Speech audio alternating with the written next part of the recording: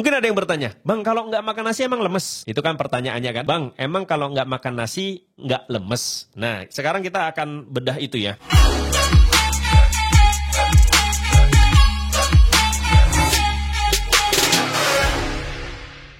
Bismillahirrahmanirrahim. Assalamualaikum warahmatullahi wabarakatuh. Selamat pagi teman-teman. Semoga semuanya sehat walafiat ya. Saya sudah 3 minggu nggak makan nasi. Wais. Nah ini 3 minggu nggak makan nasi. Nanti ada video 4 minggu nggak makan nasi. Ada video 5 minggu nggak makan nasi gitu ya. Ada video 1 tahun tidak makan nasi gitu kan. Ini saya 3 minggu tidak makan nasi. Apa yang terjadi dalam hidup saya setelah 3 minggu tidak makan nasi? Yang terjadi adalah alhamdulillah sekarang wajah saya masih hitam sih ya. Tapi kata istri saya agak bersihan. Itu kata istri saya dan kata beberapa orang yang ketemu saya. Walaupun kalau dibilang, enggak buluk juga. Ya memang warnanya memang begini wajah saya gitu loh. Tapi kalau diperiksa, dulu komedonya banyak gitu. Di sini atau di sebelah dekat telinga itu kalau dipencet gitu komedonya keluar banyak yang putih-putih gitu loh. Kalau sekarang sudah agak berkurang. Itu yang pertama. Yang kedua yang terjadi setelah 3 minggu tidak makan nasi, yang terjadi adalah perut saya agak mundur. Jadi kemarin lingkar perut saya itu sampai 111 loh. 111 cm. Sekarang ketika diukur udah di bawah 100 ya, sudah di bawah 100. Jadi sudah berkurang 10 sentian kan lumayan ya.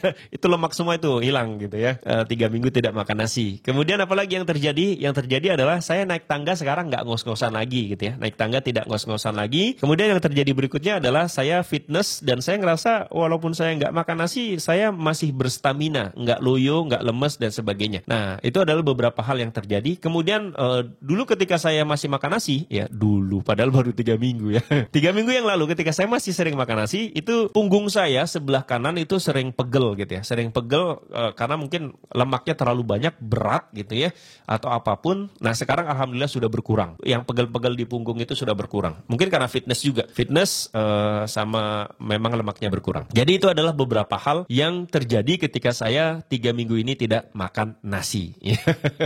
Jadi saya nggak makan nasi, nggak makan tepung, nggak makan gula. Mungkin ada yang bertanya, Bang kalau nggak makan nasi emang lemes? Itu kan pertanyaannya kan, Bang, emang kalau nggak makan nasi nggak lemes? Nah, sekarang kita akan bedah itu ya. Jadi gini teman-teman, tubuh kita itu kayak mesin, anggaplah gitu. Tubuh kita itu kayak mesin dan butuh bahan bakar, itu benar. Jadi tubuh kita itu kayak mesin dan butuh bahan bakar. Jantung kita berdetak, itu butuh kalori. Lambung kita itu bergoyang atau bekerja butuh kalori. Ya kan, otot kita digunakan untuk berjalan dan sebagainya itu butuh kalori. Kita bekerja mikir, otak kita pun butuh kalori. Jadi benar bahwa tubuh kita butuh asupan kalori. Tapi ingat, saya nyebutnya asupan kalori ya. Tubuh kita butuh kalori tapi bukan butuh nasi. Nah, itu yang pertama. Jadi kalau dibilang nggak lemes Bang, enggak. Yang penting kalorinya kan cukup. Nah gitu ya. Atau ada kalori yang bisa kita pakai. Jadi tubuh kita butuh kalori. Seperti mesin yang butuh bahan bakar, tubuh kita butuh kalori. Nah kalori ini bisa didapat dari beberapa hal. Kalau kita belajar dulu di biologi atau kalau yang kuliah itu ada di biokimia gitu ya. Kalau saya dulu memang kuliahnya di teknologi pangan dan ada biokimia pangan. Nah di biokimia itu kita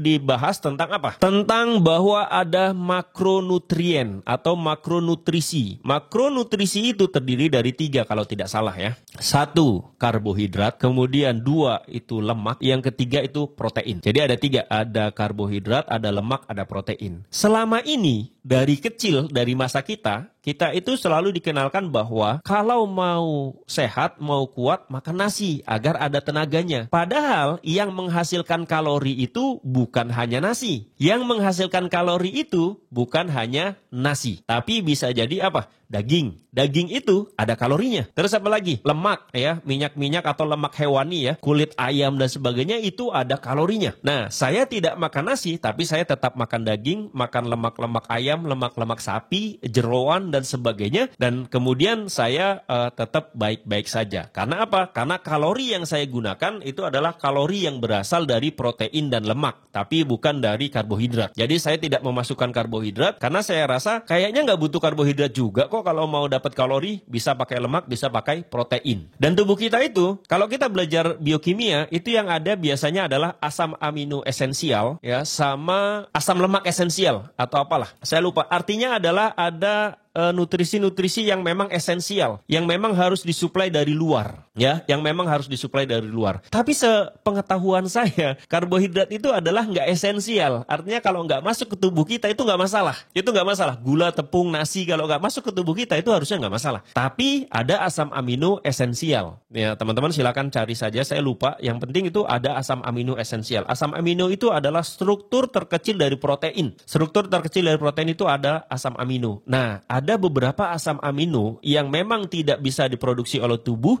sehingga kita membutuhkan asam amino ini dari luar. Nah, asam amino ini biasanya datangnya dari mana? Dari daging. Ya kan, dari daging-dagingan dan sebagainya. Nah, makanya saya tetap makan daging. Kemudian juga kita butuh lemak, ya, kita butuh lemak. Bang, kalau makan kebanyakan minyak atau jeroan atau apa, nanti kolesterol loh katanya. Sekarang pertanyaannya gini ya, memang ada jurnal yang mengatakan bahwa kolesterol itu tidak bagus bagi tubuh. Itu jurnal tahun 90-an kalau tidak salah. Teman-teman bisa carilah. Ada jurnal yang mengatakan bahwa kolesterol itu tidak bagus untuk tubuh. Tapi ada jurnal terbaru yang mengatakan bahwa tubuh kita itu butuh kolesterol. Kolesterol itu menjadi jahat ketika apa? Ketika ada gula di darah kita. Protein itu bisa menyebabkan sesuatu yang dalam tanda kutip berbahaya bagi tubuh kita ketika apa? Ketika ada gula di dalam tubuh kita. Jadi gini, Bang, emang kalau kita makan protein nanti nggak takut asam urat? Nah, sekarang gini. Biasanya orang yang menderita asam urat, ini saya baca-baca dari internet ya, kalau salah ya mohon maaf, tapi ini yang saya pahami. Biasanya orang-orang yang menderita asam urat itu karena ada purin yang berlebihan, purin yang berlebihan, kemudian menumpuk, lalu menjadi kristal, tajam-tajam, kemudian bersembunyi di persendian kita, tajam-tajam, sehingga sendi kita sering celekit-celekit, sakit-sakit gitu ya. Itu biasanya yang terjadi. Dan itu terjadi karena protein. Biasanya orang-orang yang sudah asam urat, kalau ke dokter nih ya, kalau ke dokter pasti dia akan dibilang, Pak, dikurangin ya, makan dagingnya, dikurangin jeroannya, dikurangin ini. Pokoknya yang mengandung protein cukup tinggi itu pasti disuruh dikurangin. Itu kata dokter, ya, itu kata dokter. Sebenarnya yang terjadi, kalau misalkan kita tidak masukin nasi sama sekali, tidak masukin gula, tidak masukin tepung, maka sebenarnya masukin protein itu nggak apa-apa, gitu loh.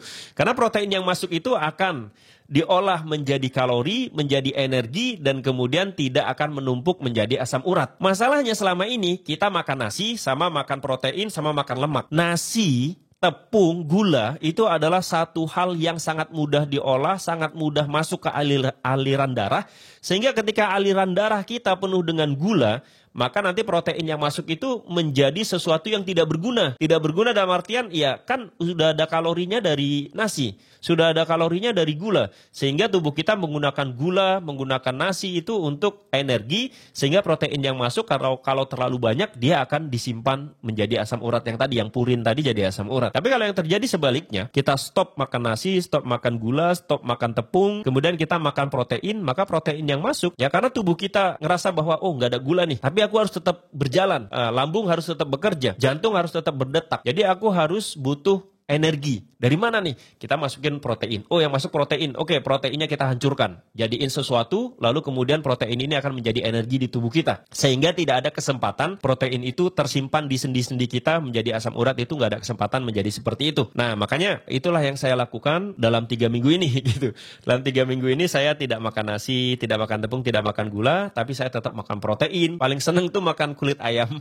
Kulit ayam tuh enak, gurih gitu. Jadi enak sekali kulit ayam itu, tapi yang terjadi apa? Yang terjadi saya tidak asam urat, kemudian yang terjadi lemak saya berkurang. Dulu kan kita selalu dibilang begini, kalau mau diet kurangi makanan berlemak, katanya gitu. Karena anggapan orang kalau kita makan lemak maka dalam tubuh nanti jadi lemak. Kan nggak sesimpel itu. Tubuh kita itu kalau masuknya lemak, maka nggak ujuk-ujuk langsung, oh ini lemak, taruh di sini, jadi lemak di perut, jadi buncit. Enggak gitu. Dulu yang terjadi adalah kita masukin nasi banyak, gula banyak, tepung banyak, sehingga yang diolah pertama kali oleh darah sangat mudah oleh tubuh kita itu adalah itu dulu, gula, gula, tepung sama nasi, sehingga lemak yang masuk jadi tidak berguna. Tapi ketika semua tidak ada, maka yang masuk tadi lemak akan diubah menjadi energi. Protein yang masuk akan diubah menjadi energi. Nah, seperti itu ya. ya teman-teman. Jadi kalau ditanya apakah menjadi lemas, tidak. Alhamdulillah saya 3 minggu tidak makan nasi, saya tidak lemas. Energi saya tetap ada dari makanan hewani yang saya makan. Ada telur, itu protein semua. Kemudian ada daging, itu juga protein. Kemudian ada ikan-ikan yang saya makan, itu adalah mineral. Jadi kalau kita makan ikan laut misalkan, itu kalsiumnya lumayan tinggi. Jadi bagus buat tulang. Kemudian ikan-ikan yang lain itu mineral-mineral lah. Jadi kalau protein itu daging sama telur, mineral itu dari ikan-ikanan gitu, ikan laut gitu ya. Nah inilah yang saya lakukan. Kalau teman-teman mau nambah tulangnya bagus ya makan kaldu tulang gitu. Tulang direbus, airnya diminum tuh kan kalsiumnya lumayan. Dan kita butuh kalsium atau mineral itu cuma mikro ukurannya. Jadi jangan khawatir bahwa wah nanti kekurangan mineral, minum suplemen gitu. Sejak kapan kita butuh suplemen? Gitu kan. Kadang saya berpikir, sejak kapan ya kita butuh suplemen? Apakah kita memang harus minum suplemen vitamin C? Apakah kita harus minum suplemen kalsium gitu ya? Apakah kita harus ini, harus itu gitu? Kalau kita pikir-pikir flashback ke orang-orang dulu sebelum ada listrik ketika tinggalnya masih di gua-gua, mereka itu nggak pernah berpikir harus makan suplemen. Mereka itu nggak pernah berpikir harus minum misalkan UC1000 gitu ya. Ya ada 1000 miligram vitamin C. Itu mubazir ya teman-teman. Vitamin C itu butuhnya cuma paling berapa miligram, tapi kita dicekoki 1000 harus kita minum gitu. Ya itu luar biasa lah. Jadi itu nanti kalau berlebihan juga kan nggak baik ya. Jadi sejak kapan kita butuh suplemen? Jangan-jangan kita sebenarnya nggak butuh suplemen. Jangan-jangan suplemen itu hanya bisnis orang saja, iklannya di mana-mana sehingga kita tertanam di benak kita harus minum suplemen. Padahal tubuh kita ini sudah super canggih diciptakan oleh Allah dan kayaknya nggak butuh suplemen. Makan saja yang benar, maka insya Allah teman-teman tidak akan kekurangan itu gitu loh. Kalau teman-teman makan daging pasti ada kalsiumnya di sana, ada proteinnya di sana, ya kan? Kalau teman-teman makan sesuatu pasti di situ nggak hanya protein saja, pasti ada hal-hal lain yang akan dijadikan oleh tubuh kita untuk sesuatu hal yang bermanfaat. Itu mungkin yang ingin saya sampaikan teman-teman. Alhamdulillah saya tidak lemes setelah 3 minggu tidak makan nasi. Teman-teman silakan